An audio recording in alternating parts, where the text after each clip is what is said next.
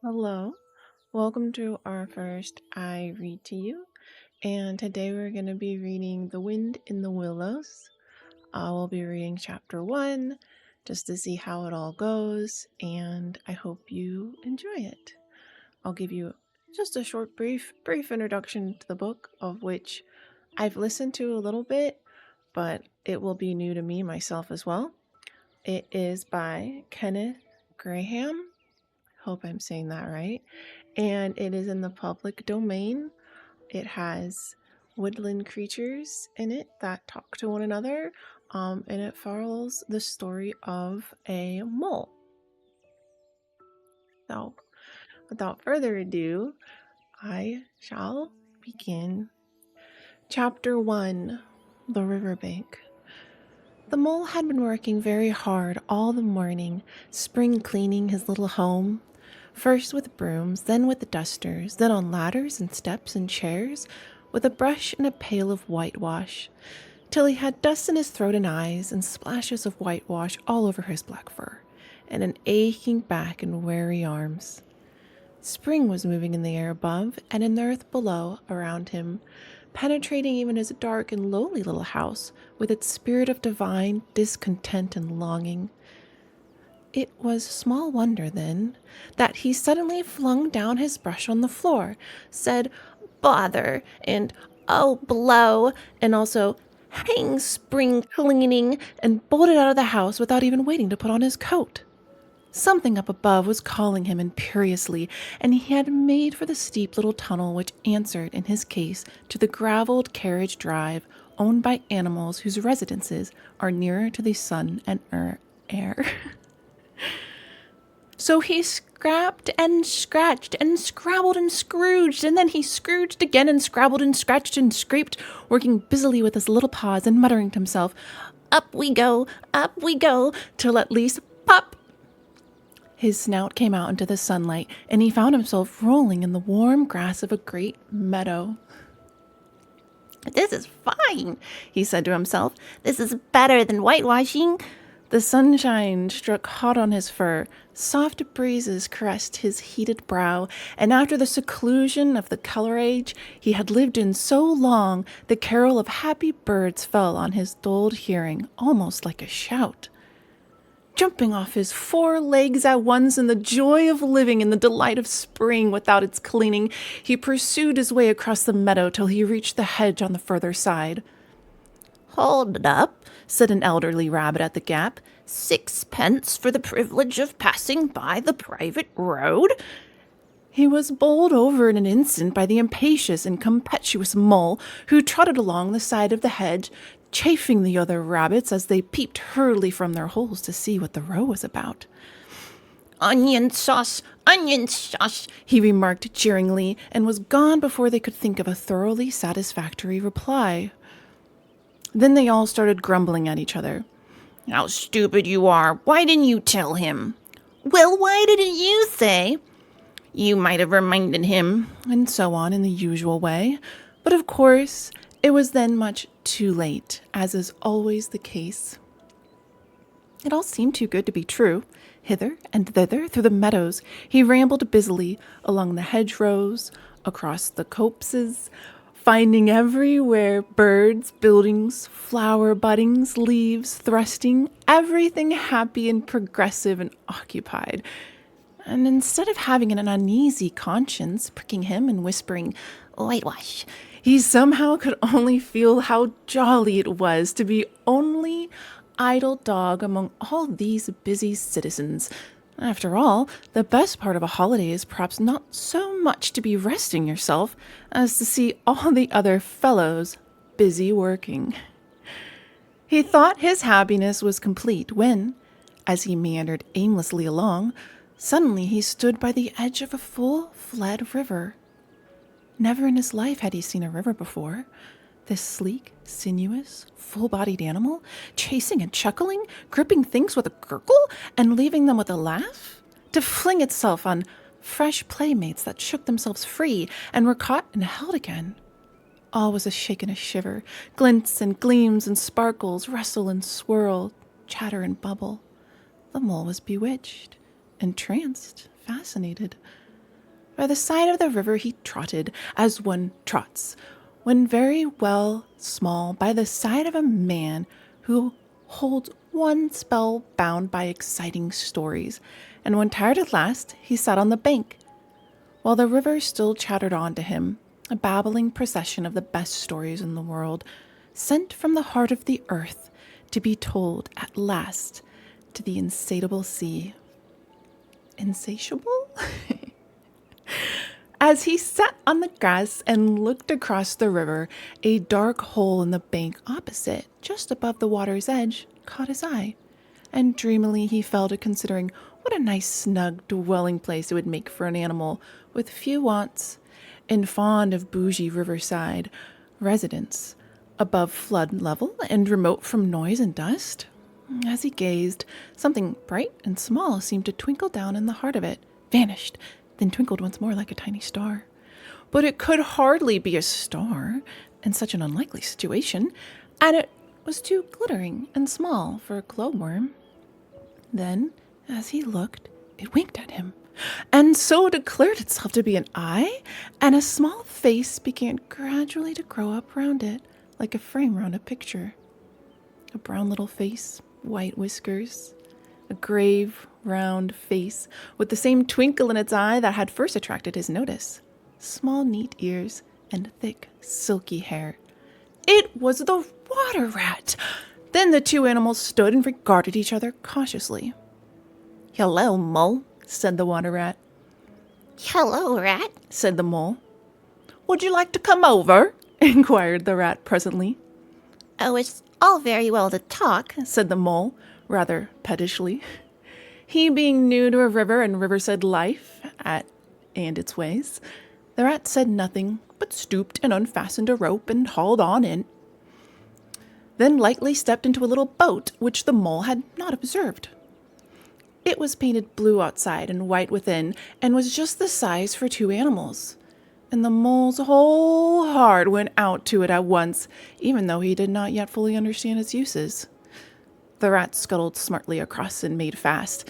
Then he held up his forepaw, as the mole stepped gingerly down. "Lean on that," he said. "Now then, step lively." And the mole, to his surprise and rapture, found himself actually seated in the stern of a real boat. "This has been a wonderful day," he said, as the rat shoved off and took to the sculls again.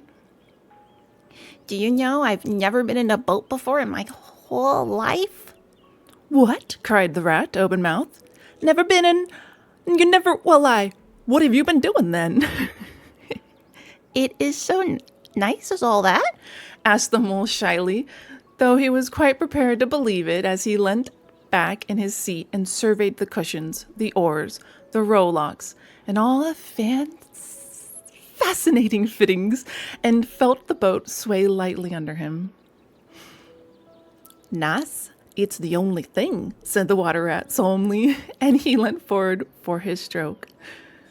"Believe me, my young friend, there is nothing, absolutely nothing, half so much worth doing as simple messing about in boats, simple messing," he went on dreamily.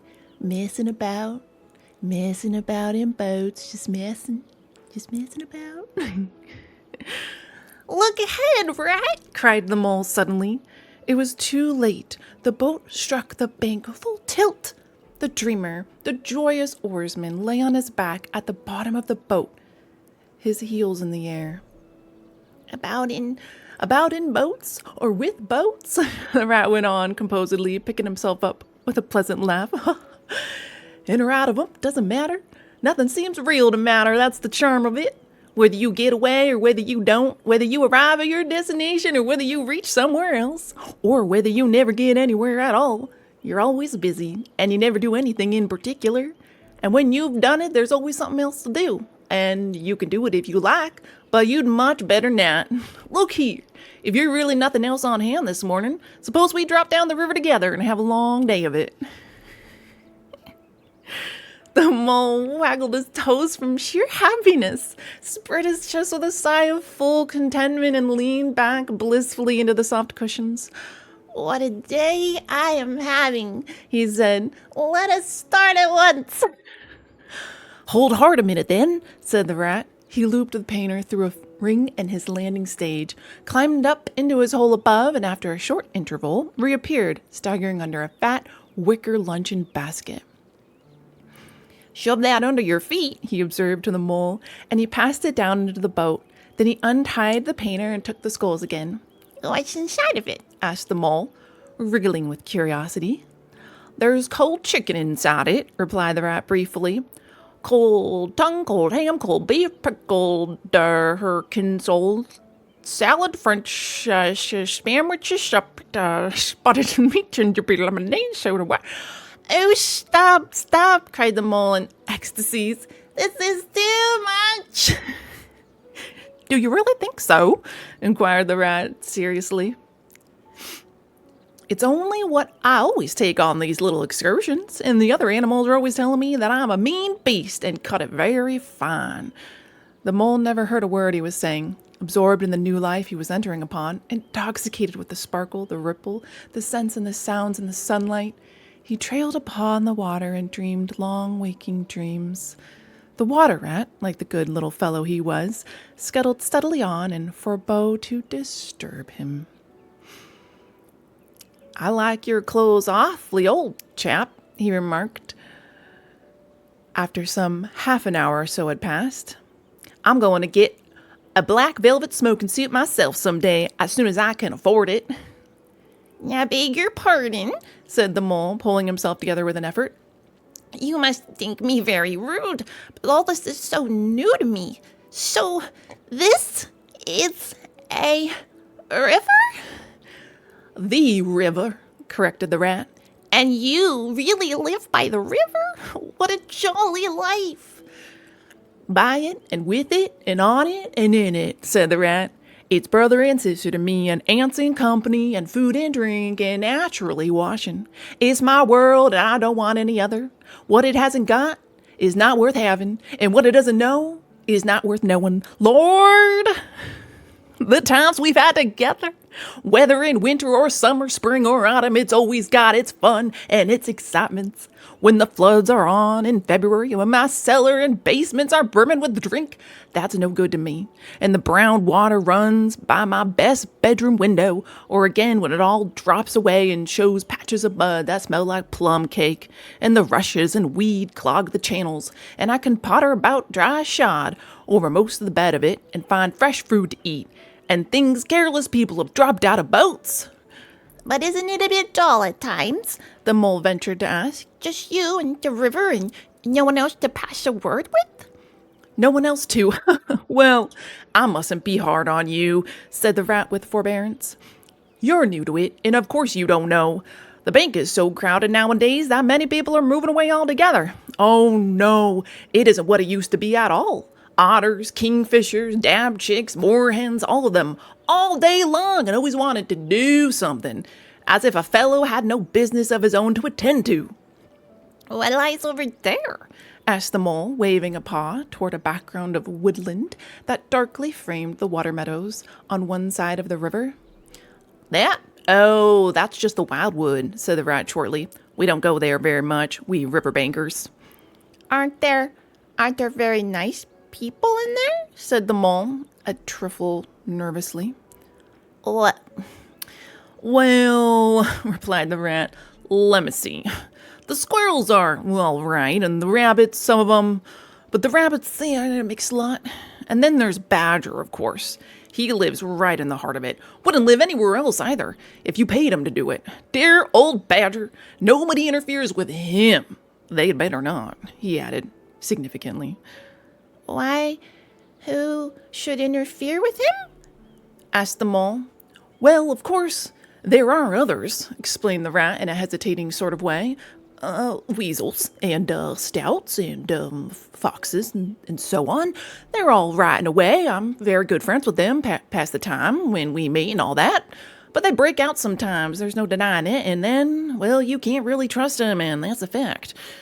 The mole knew well that it is quite against animal etiquette to dwell on possible trouble ahead, or even to allude to it, so he dropped the subject. And beyond the wildwood again, he asked, where it's all blue and dim, and one sees what may be hills, or perhaps the mountains, and something like the smoke of towns, or is it only cloud drift? Beyond the wild woods comes the wide world, said the rat. And that's something that doesn't matter, either to you or me. I've never been there and I'm never going, nor you either. If you got any sense at all, don't ever refer to it again, please. Now then, here's our backwater at last, where we're going to lunch. Leaving the main stream, they now pass into what seemed, at first sight, like a little landlocked lake. Green turf slopped down to either edge. Brown, snaky tree roots gleamed below the surface of the quiet water.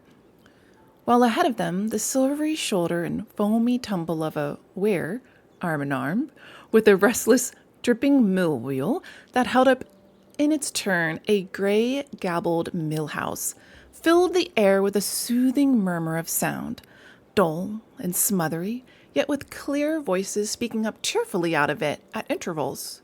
It was so beautiful that the mole could only hold up both forepaws and gasp, Oh my, oh my, oh my.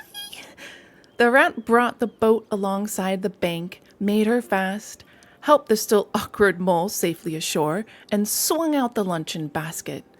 The mole begged as a favor to be allowed to unpack it all by himself, and the rat was very pleased to indulge him and to sprawl out at full length on the grass and rest. While his excited friend shook out the tablecloth and spread it, took out all the mysterious packets one by one, and arranged their contents in due order, still gasping, Oh my, at each fresh revelation. When all was ready, the rat said, Now, pitch in, old fellow. And the mole was indeed very glad to obey, for he had started his spring cleaning at a very early hour that morning, as people will do, and had not paused for bite or sup, and he had been through a very great deal since that distant time which now seemed so many days ago. What are you looking at? Said the rat presently, when the edge of their hunger was somewhat dulled, and the mole's eyes were able to wander off the tablecloth a little. I am looking, said the mole, at a streak of bubbles that I see traveling along the surface of the water. This is a thing that strikes me as funny. Bubbles? Oh, said the rat, and chirped cheerfully in an inviting sort of way. A broad, glistening muzzle showed itself above the edge of the bank, and the otter hauled himself out and shook the water from his coat. Greedy beggars, he observed, making for the provender. Why didn't you invite me, Ratty? Why didn't... Okay. I'm from Brooklyn, New York. Why didn't you invite me, Ratty? This was an impromptu affair, explained the rat. By the way, my friend, Mr. Mole. Proud, I'm sure, said the otter, and the two animals were friends forthwith. Such a rumpus everywhere, continued the otter. All the world seems out of the river today. I came up this blackwater to try and get a moment's peace, and then stumbled upon you fellows. At last, I beg pardon, I don't exactly mean that, you know. I'm sorry. I don't know how to do a Brooklyn accent. I apologize for taking you out of the story. I'm from Brooklyn, New York. I'm just an otter. Such a rumpus everywhere. What do you want from me? Pizza. You want a pizza pie? All the world seems out of the river today. I came up the backwater to try and get a moment's peace, and then stumbled upon you fellows. At last, I beg pardon. I don't exactly mean that, you know. There was a rustle behind him, then proceeding from a hedge wherein last year's leaves still clung thick, and a stripy head with high shoulders behind it peered forth on them. Come on, I'm a southerner. Come on, old badger, shouted the rat.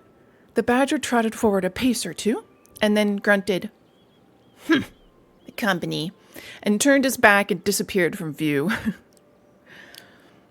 That's just the sort of fellow he is, observed the disappointed rat. Simply hates society. Now we shan't see any more of him today. Well, tell us, who's out on the river? Hi, my name's Otter, and I'm from Brooklyn, New York. Toad's out for one, in his brand new wager boat, new togs, new everything. The two animals looked at each other and laughed. Once it was nothing but sailing, said the rat. Then he tired of that, he took to punting. Nothing would please him but to punt all day and every day, and a nice mess he made of it. Last year it was houseboating, and we all had to go and stay with him in his houseboat and pretend we liked it. He was going to spend the rest of his life in that houseboat. It's all the same. Whatever he takes up, he gets tired of it and he starts on something fresh. I'm an otter and I'm from Brooklyn, New York. New York. Such a good fellow, too, remarked the otter reflectively, but no stability, especially in a boat. From where they sat, they could get a glimpse of the main stream across the island that separated them, and just then a wager boat flashed into view. The rower, a short, stout figure, splashing badly and rolling a good deal, but working his hardest. The rat stood up and hailed him, but Toad, for it was he, shook his head and settled sternly to his work. He'll be out of that boat in a minute if he rolls like that, said the rat, sitting down again. I am an otter, and I'm from Brooklyn, New York. Of course he will. Did I ever tell you that good story about Toad and the lock keeper?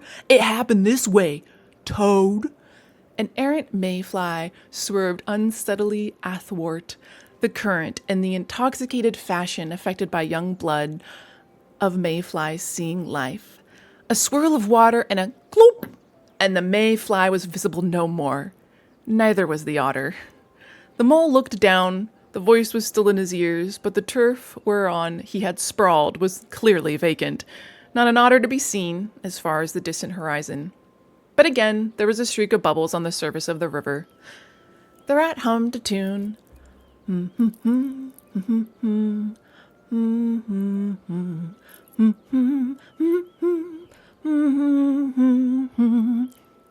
And the mole recollected that animal etiquette forbade any sort of comment on the sudden disappearance of one's friends at any moment, for any reason or no reason whatsoever. Well, well, said the rat. I suppose we ought to be moving. I wonder which of us has better packed the luncheon basket? He did not speak as if he was frightfully eager for the treat. Oh, please let me, said the mole, so of course the rat let him. Packing the basket was not quite such pleasant work as unpacking the basket. It never is. But the mole was bent on enjoying everything, and although just when he had got the basket packed and strapped up tightly, he saw a plate staring at him from the grass. And when the job had been done again, the rat pointed out a fork, which anybody ought to have seen, and last of all, behold, the mustard pot, which he had been sitting on without knowing. Still, somehow the things got finished at last, without much loss of temper. The afternoon sun was getting low as the rat scuttled gently homewards in a dreamy mood, murmuring poetry things over to himself and not paying much attention to Mole.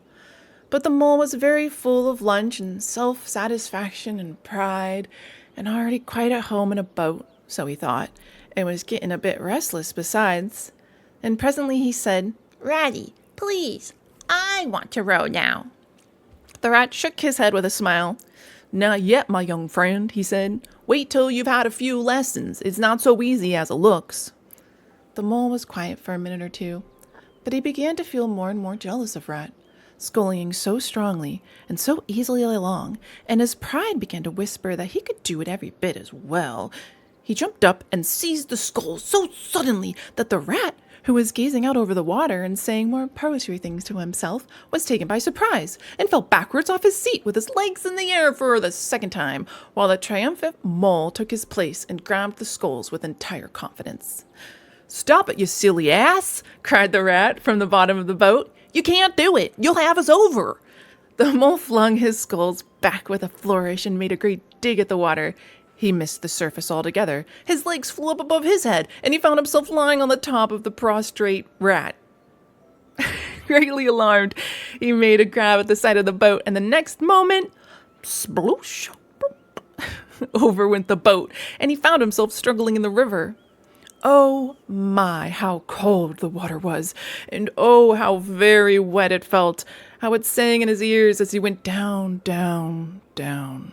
How bright and welcome the sun looked as he rose to the surface, coughing and spluttering. How black was his despair when he felt himself sinking again. Then a firm paw gripped him by the back of his neck, and it was the rat, and he was evidently laughing. The mole could feel him laughing, right down his arm and through his paw. And so into the mole's neck. The rat got hold of his skull and shoved it under the mole's arm. Then he did the same by the other side of him, and swimming behind, propelled the helpless animal to shore, hauled him out, and set him down on the bank, a squashy, pulpy lump of misery. When the rat had rubbed him down a bit and wrung out some of the wet of him, he said, "Now then, old fellow, trot up and down the towing path as hard as you can till you're warm and dry again, while I dive for the luncheon basket." And so the dismal mole, wet without and ashamed within, trotted about till he was fairly dry, while the rat plunged into the water again, recovered the boat, righted her, and made her fast, fetched his floating property to shore by degrees, and finally dived successfully for the luncheon basket, and struggled to land with it. When all was ready for a start once more, the mole, limp and dejected, took his seat in the stern of the boat, and as they set off, he said in a very low voice, broken with emotion, Ratty, my generous friend, I am very sorry indeed for my foolish and ungrateful conduct. My heart quite fails me when I think of how I might have lost that beautiful luncheon basket. Indeed, I have been a complete ass, and I know it. Will you overlook it this once and forgive me and let things go on as before? "That's all right, bless you," responded the rat cheerily. "What's a little wet to a water rat? I'm more in the water than out of it most days. Don't you think any more about it. And look here, I really think you had better come and stop with me for a little time. It's very plain and rough, you know. Not like Toad's house at all, but you haven't seen that yet. Still, I can make you comfortable, and I'll teach you to row and to swim, and soon you'll be handy on the water as any of us." The mole was so touched by his kind manner of speaking that he could find no voice to answer him, and he had to brush away a tear or two with the back of his paw. But the rat kindly looked in another direction, and presently the mole's spirits revived again, and he was even able to make some straight back talk to a couple of moorhens who were sniggering to each other about his bedraggled appearance. When they got home, the rat made a bright fire in the parlor and planted the mole in an armchair in front of it, having fetched down a dressing gown and slippers for him, and told him river stories till supper time. Very thrilling stories they were, too, to an earth-dwelling animal like mole. Stories about wares and sudden floods and leaping pike and steamers that flung hard bottles. At least bottles were certainly flung and from steamers, so presumably by them. And about herons and how particular they were with whom they spoke to, and about adventures down drains and night fishings with otter or excursions far afield with badger. Supper was a most cheerful meal, but very shortly afterwards a terrible sleepy mole had to be escorted upstairs by his considerate host to the best bedroom, where he soon laid his head on his pillow in great peace and contentment, knowing that his new-found friend, the river, was lapping the sill of his window. This day was only the first of many similar ones for the emancipated mole, each of them longer and full of interest as the ripening summer moved onward. He learnt to swim and to row and entered into the joy of running water, and with his ear to the reed stems he caught, at intervals, something of what the wind went whispering so constantly among them. That was chapter 1. I hope that you enjoyed it. I had a wonderful time reading it to you. If you want me to read you chapter 2, which is The Open Road, Mole's going to go on more adventures and meet and befriend more woodland creatures and get to know the ones that he met today a little bit more. I would be honored to have the opportunity to read to you again. Just one thing before I go. I am improving all the voices. I'll probably practice them. Hopefully, I got the ADHD. Sometimes that doesn't happen. I'm really busy, but I do my best. So I think our poor otter had like 3 different voices, and I tried to make them from New York. A pizza pie. But I did my best, okay? I don't know. Penguin. I'm Penguin. I'm Penguin. You know, have you seen the TV show Penguin? Yeah.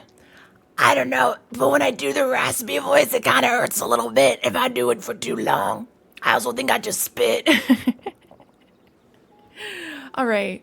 If you were listening to this to fall asleep to, gosh, I'm sorry. I hope I haven't waken you up. And if you are sleeping, I wish you the best of dreams. Dream of kittens if you like kittens, but like who doesn't like kittens? And yeah, I'll see you again soon. Okay, take care of yourselves. Eat your snacks, drink your water, and you're doing better than you think. Bye bye.